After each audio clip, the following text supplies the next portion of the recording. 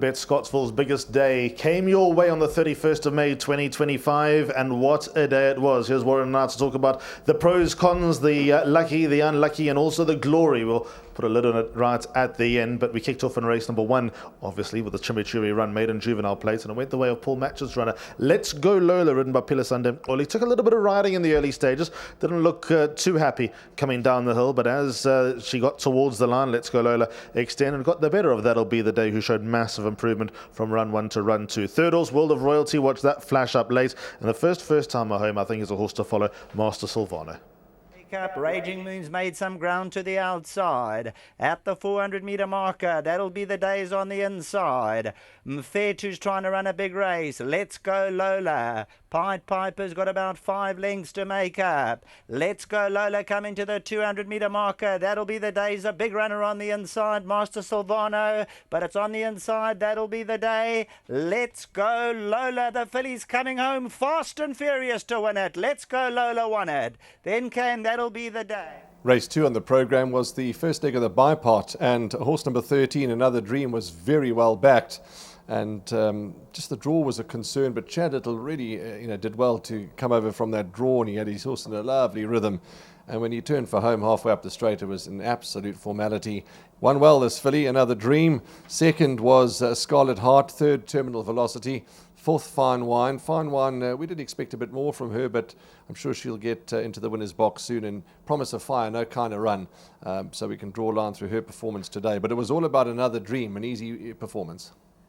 Top of the lane, 400 to go. Yemen Blue the Grey, tackled by Promise of Fire the inside. Here's Another Dream. Red Sleeves on the grandstand side, hands and heels, and within the blink of an eye, Another Dream comes bounding into the lead. Alex Miller's trying to close in on the inside. Hurricane Flight, and then Scarlet Heart, but Another Dream, they chasing shadows, and this is Ring Up the Register, goes Stand in the Queue Stuff, will win by 3.5 to 4.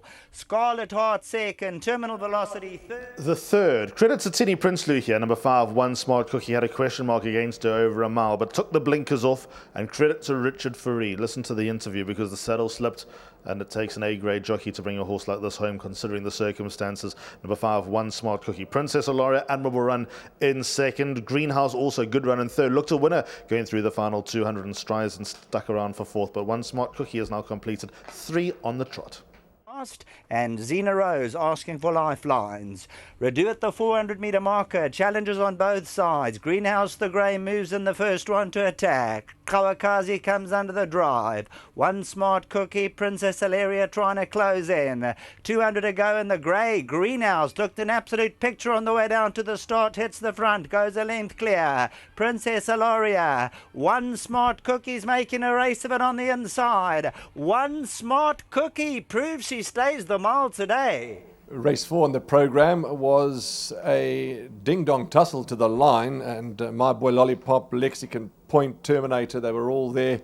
It was also an objection for 4th, 3rd position, but that result stood, nothing changed. My Boy Lollipop, Frank Robertson, has got to the bottom of this son of Socrat, and he's won well. Good ride, Richard Fourie. First winner Richard Fourie's ridden for Sid Mudley. But here's My Boy Lollipop edging out Terminator. Lexicon Point will win soon. Gutsy performance, but it was all about My Boy Lollipop. And Continental Express can have to grow wings from there at the 400.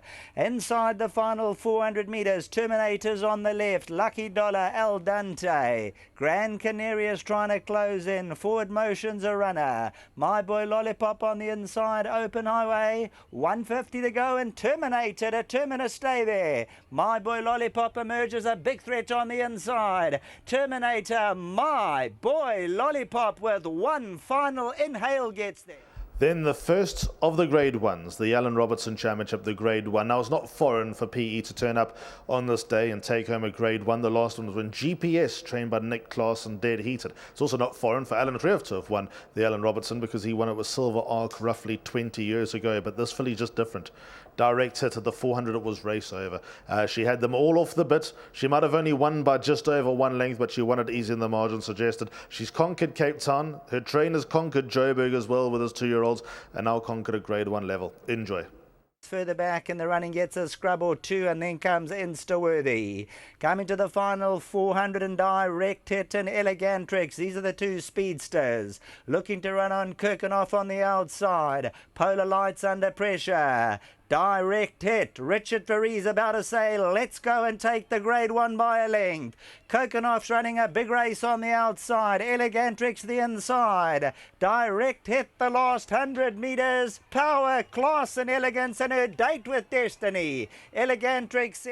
The sixth race on the card was the Grade 1 Gold Medallion over 1,200 metres, and another nail-biting finish. The third horse, Intensity, kicked on powerfully up on the outside and is certainly a colt that we can keep an eye on. He looks to be pretty useful.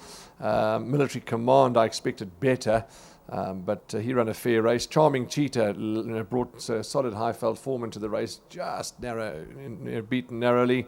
But Good For You, there was a lot of happy moments and first-time moments with this horse, Good For You. Great ride from Chad Little. Chad Little's first Grade 1 victory of his career.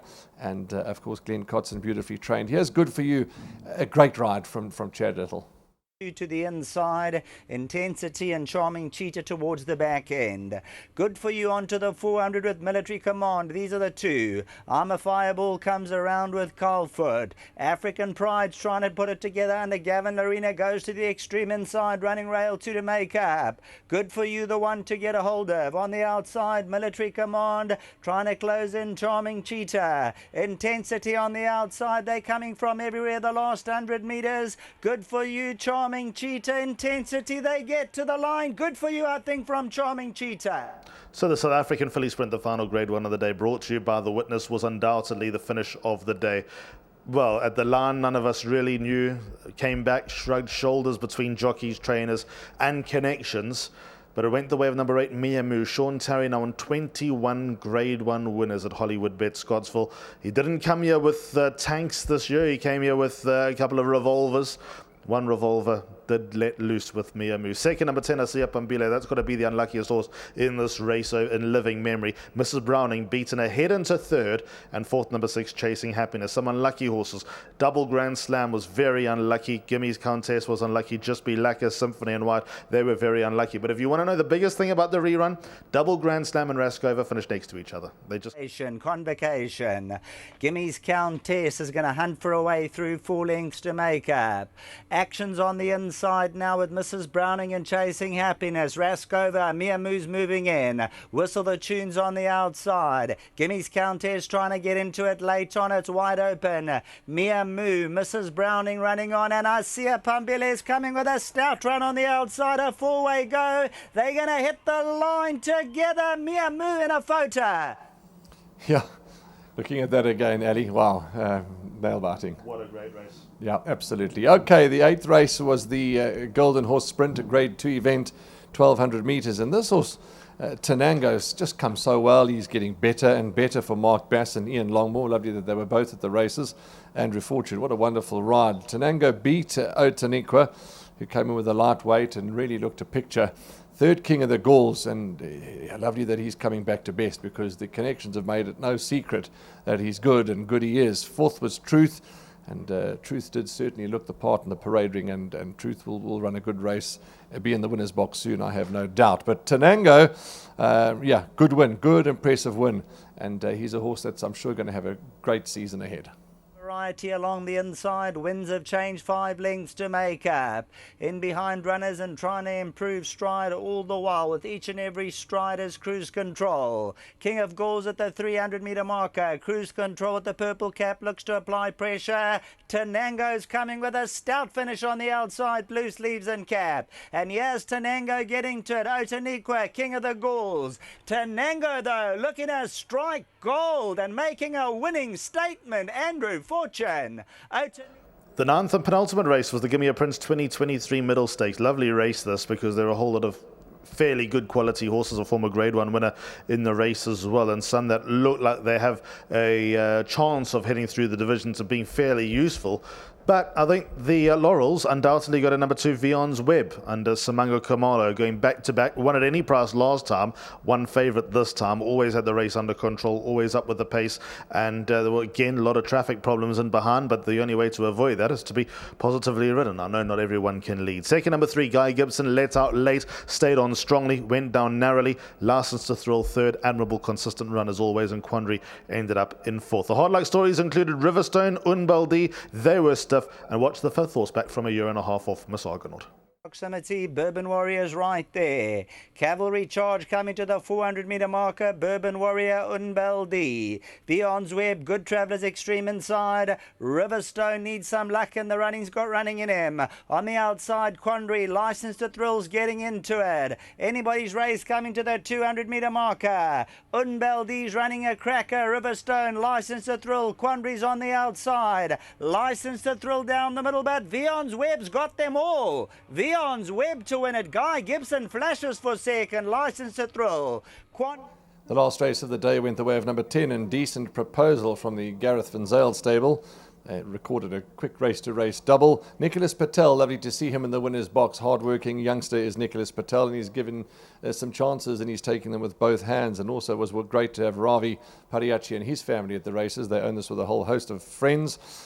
Indecent Proposal, good effort, finished his race off beautifully. Second was Kotinos. Alistair mentioned in the preview that he's a brass. He's a brass. He's making everybody wait for the next win, but he did run a good race nevertheless. But he still didn't find the winner's box. Third was Happy Wanderer, and fourth went to Now I Got You for young Desan Lowe, who's slowly but surely learning his trade. But Indecent Proposal, an impressive and good thorough winner. Then we got Priceless Pearl, One Irish Rover, and the disco-coloured silks on the extreme left-hand side. Now I Got You's coming to the drive. Happy Wanderer, Indecent Proposal, Dancing Dora, Send Me's under the pump. Then we have Double Olympic. One Irish Rover's running a big race with Indecent Proposal, 300 metres to go. And here's where Indecent Proposal goes on powerfully 100 metres out. Kotinos is back second, but Indecent Proposal, Nicholas Patel can salute for the last race. Kotinos second. So the old Gilbeys, the Golden Horse Sprint Race Day, is at an end for 2025. Before we say goodbye, highlights of the day, Warren? Yeah, just, we all banging on the same drum, and why not? And Direct Hit really was impressive. Really great to see. 2 highlights. Direct Hit, just gets better and better, and lovely for the connections, and it really was an impressive performance. Horses that what she's doing around the country takes some doing. So that was my highlight. And then from a human perspective, again, and I keep banging on the same drum, and I'm going to keep banging, is the punters, the crowd that came up to Hollywoodbets Scottsville today. I mean, when if you lose, competition was well received, and there was just faces, happy faces, cheery faces everywhere. What fresh wind can do in the game. Yeah, I agree with Warren. I've been to a lot of these days. And is it what it was 20 years ago? Probably not. But is it what it was 3 years ago? Definitely not. It's better. So that is a wrap from Hollywoodbets Scottsville. Trust that you've had a good day. It's been up and down from a punting perspective, but we'll see you again next week. Racing tomorrow, Hollywoodbets Kenilworth, and we have a dry Monday until we start it all again on Tuesday at Turfentine. Until next time, from the entire team, Warren Inferno, Rachel Veneker, Dees Diamond, MJ Baylorfelt, and Vicky Marnott showed face today as well. Matthew and Sherwin in the back making everything happen, and our team here led by Yoli behind the camera. We trust that you've had a good one. It's been a memorable day as always, and until next time, goodbye.